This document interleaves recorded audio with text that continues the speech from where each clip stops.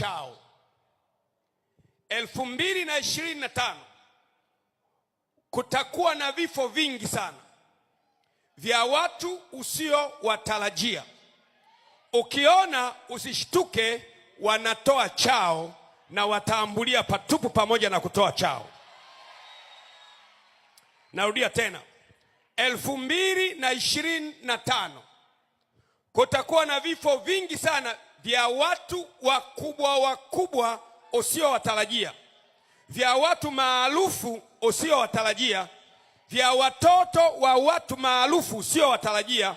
Wewe utashikwa huruma kwamba jamani, taifa 2025 limepatwa na misiba mikubwa. Usihofu, wanatoa chao ili washinde, lakini hata chao hakitawapa ushindi, asema Bwana wa majeshi. Anayeamini hayo simama aseme haleluya.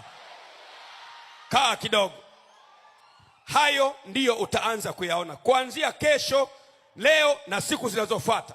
Utaona watu maarufu ambao huwategemei, ambao wana bima za afya, ambao wana uwezo wa kuruka kwenda nchi yoyote kutibiwa, ambaye wana waganga waliokubuhu, ambao wana uzoefu uliopita akili zao.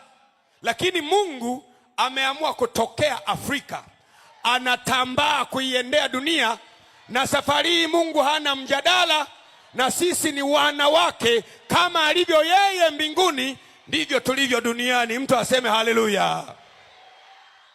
Kaa kidogo. Sasa hebu sema kitabu cha Wafalme wa Pili. Wafalme wa Pili, tuangalie haraka. Wafalme wa Pili sura ya 16 na mstari wa 34. Nataka kukuonyesha frequency ambayo itafanya kazi. Na nimewabamba wanapanga hiyo, sio kwamba nimewabamba live, wanapanga hiyo na watangulia ili kusudi na hiyo na yenyewe waibadilishe.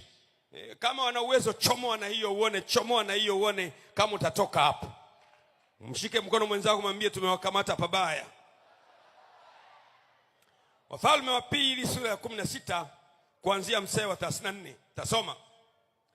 Katika siku zake Hieli Mbetheri akajenga Yeriko, akatia msingi wake kwa kufiwa na Abilamu mzaliwa wake wa kwanza, na kuyaweka malango yake kwa kufiwa na mwanaye mdogo Segubu, sawasawa na neno la Bwana alilolinena Yoshua mwana wa Nuni. Sikiza vizuri. Unakumbuka vizuri ukuta wa Yeriko. Wana wa Israeli wanatoka jangwani, wako kama nyati aliyenyang'anywa watoto. Ukuta wa Yeriko umefungwa, na ndani kuna mwanamama anaitwa Rahabu, na hakuna mtu aliyetoka wala hakuna mtu aliyeingia. Na baadaye kwa neema ya Mungu ukuta ukaanguka kwa kelele za watu wa Mungu. Baada ya ukuta kuanguka, ndipo Yoshua mwana wa Nuni, kiongozi wa jeshi, akatoa tangazo.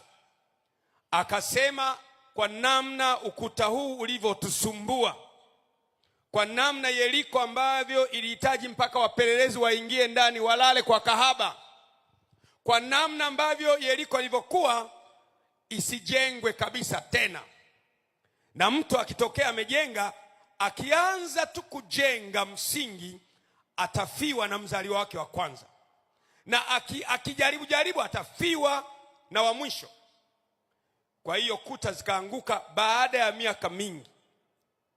Unajua zamani kuta ilikuwa ndio njia ya ulinzi wa mji. Ndiyo maana hata Yerusalemu ilikuwa imezungushwa na ukuta, mashariki milango mitatu, huku mitatu na huku mitatu na huku mitatu, jumla milango 14.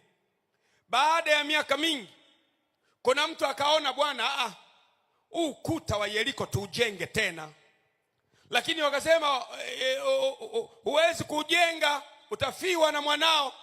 Mtu mmoja anatamka, anaitwa Hieli Mbetheri, akasema, mimi namtoa mwanangu wa kwanza Abiramu, namtoa mwanangu Abiramu afe ili msingi uwekwe, na malango namtoa mwanangu wa mwisho Segubu afe ili msingi uwekwe. Kweli akamtoa. Kweli wakati wa mfalme Ahabu Hieli Mbetheri